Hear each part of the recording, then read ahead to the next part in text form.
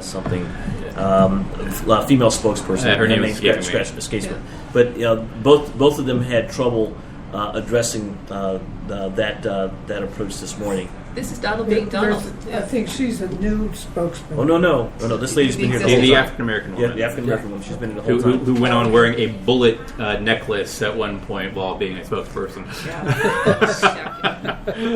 Al Moore. So, I think that a lot of people have been urging Trump inside and outside to modify his position. I think that there is an effort underway to do that. Now, so I don't think this was a total accident. I saw one of his sons saying, look, he's interested in people who are coming from terrorist countries. That's the primary concern and fear. That's where the focus is. Well, he's helping his dad, it seems to me. Now, whether he was caught by surprise, whether some of this stuff came off the cuff, I think that they've been trying to figure out, because he's not been talking about the Muslim ban as a lead issue, and now he's talking about modifying. Now, what do you do? Let's suppose he's refining, shall we say, his position, but we still have him many times on camera saying stuff far more disturbing and grotesque. So which one prevails? You can't escape the old words, and we're going to be seeing them again and again and again in campaign ads. So but the U.S. shows a willingness sometimes to be where the USA is the United States of amnesia, and he's hoping that people who were troubled by that will have sufficient amnesia about what he said and why he said it and how many times he said it, and sort of give him the benefit of the doubt. Others will say, no way. You don't get to say something that racist that many times in that many different venues and then simply say, oh, we need a pivot. I need to show a little more measured awareness, some more balance. So this is not the only issue, but this is an excellent example, because his Muslim ban continues to be one of the things that bothers a lot of Republicans about as much as anything he has proposed. So, yeah, modify it, but it's better to modify it than to just double and triple and quadruple down on it, but it doesn't give us an enormous amount of comfort that you stayed with it so long and your pivot is such a wobbly pivot. So it simply remains to be seen what that ultimately becomes. But I think he's trying. Do you think he's trying because he's getting pushed into it by the Republican establishment leaders? Even Mitch McConnell had a hard time saying that he felt that Donald Trump was qualified to be president of the United States. Mitch McConnell had the best line of, simply sitting there listening to, answering questions about Donald Trump. His refrain was, I think Donald Trump should stay on the script. He's not. I mean, you guys have got a Republican candidate that is not only not going to stay on the script. He cannot stay. He is just structurally not able to do that, and you are bleeding Republicans. I mean, you lost George Will. You are losing major Republicans because this man can't keep his mouth shut. Brent Scowcroft just endorsed Hillary. Brent Scowcroft? Yeah.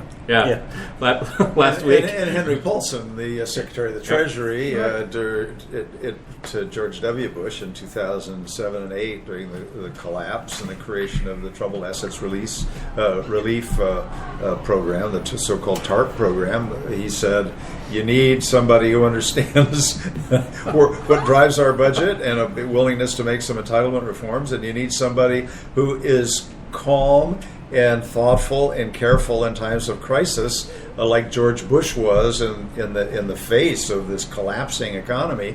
Donald Trump is neither of those. Therefore, I intend to vote for Hillary Clinton. It wasn't, I won't vote for Trump. This was, I will vote for Hillary Clinton. Okay, see, I think I remember in English, isn't it usually there was like this phrase that describes something? The phrase insert, and then Donald Trump. I mean, Republicans right now seem to be making a lot of these phrases. You don't want to say Donald Trump, but you're saying all these phrases.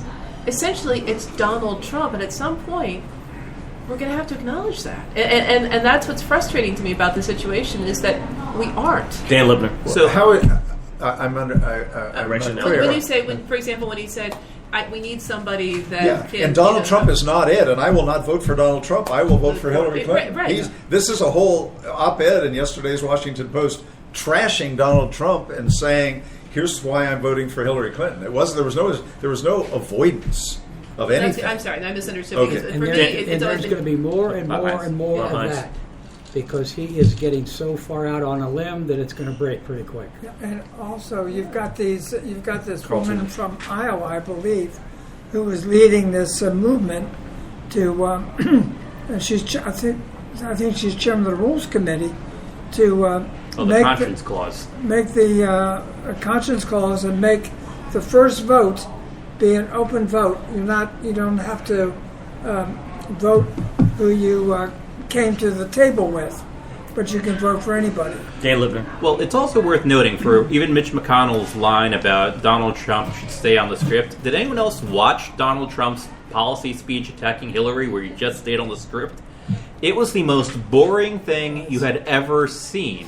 And this is even amongst political speeches. And for the train wreck that Donald Trump is, it is entertaining. I mean, it's one of those things, you watch him because you like him, and you watch him because you hate him, because you just want to see what kind of crazy nonsense is going to come out of his mouth. When he's on the prompter, he's rehashing in the most boring sense old news because he doesn't know anything beyond the things that are on the shows on Sunday morning.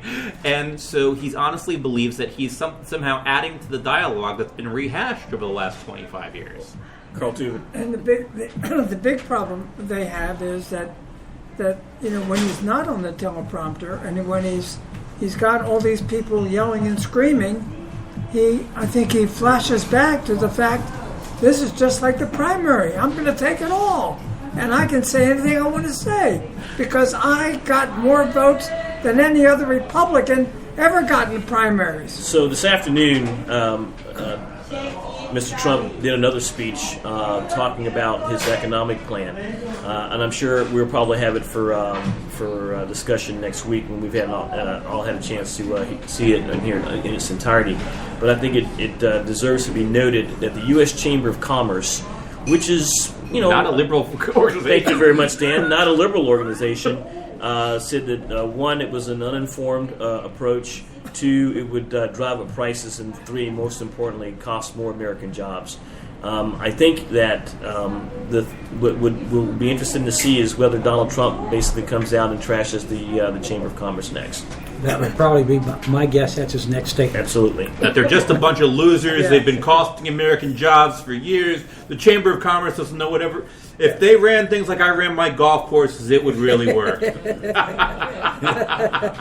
is interesting. If he would say something like that, it would kill him completely. I wish he would do it. Write it up and send it to his campaign. Well, I think Paul Manafort's probably a little bit smarter than that. At least I hope so.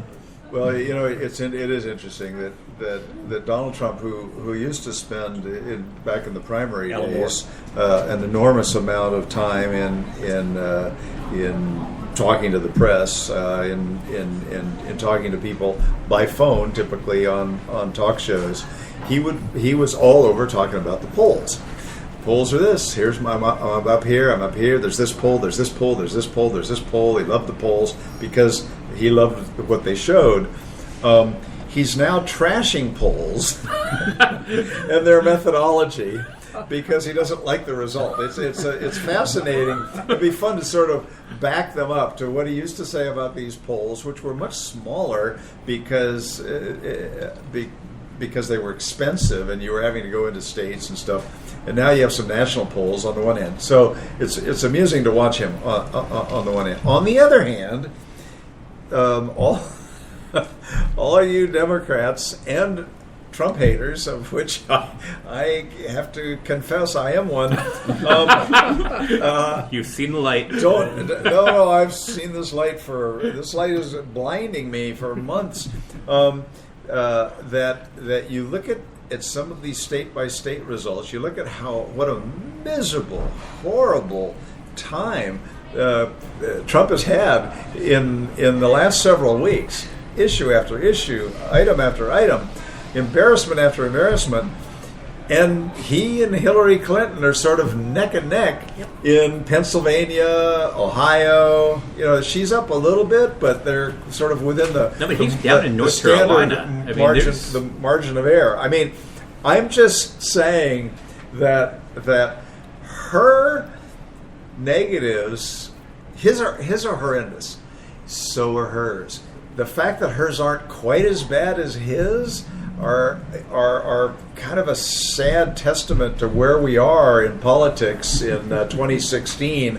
And somebody's going to win this race. Somebody's going to lose it. And somebody's going to have an enormous amount of regret for having had the wrong candidate. Now, it looks like that will be the Republicans who will have had the wrong candidate against a vulnerable, highly vulnerable, untrusted, weakened Democratic candidate. It could go the other way, which would be fascinating if it did go the other way. What the Democrats would say, what were we thinking? Folks, Dan's about to go into apoplexy here. No, except there's one big exception. I think the Republicans have regret about their wrong candidate, win or lose. Fair point. I believe that is an accurate statement.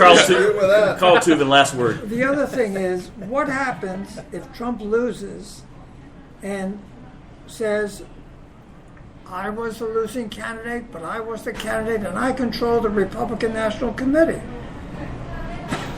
And on that, we'll start our Prozac prescription. We'll be back in 3 minutes. And we call that bourbon and cigars. Yeah.